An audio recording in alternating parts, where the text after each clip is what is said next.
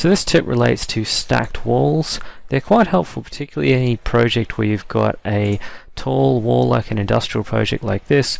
This has a tilt panel up to a couple of meters and then a girt wall with sheeting above. And anytime you've got this kind of breakout, you want to make sure that the layers are accurately aligned.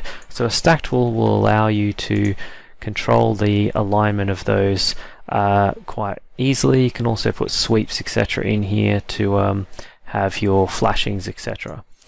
However, for documentation purposes, they can be graphically a little unreliable. So my preference is to, once the building is to some extent locked down, you can go through and there's a right-click context menu that allows you to break them up into their constituent parts. So that's a nice quick way to populate those walls at the correct height and position and then break them down into their individual parts so they're more easily modeled.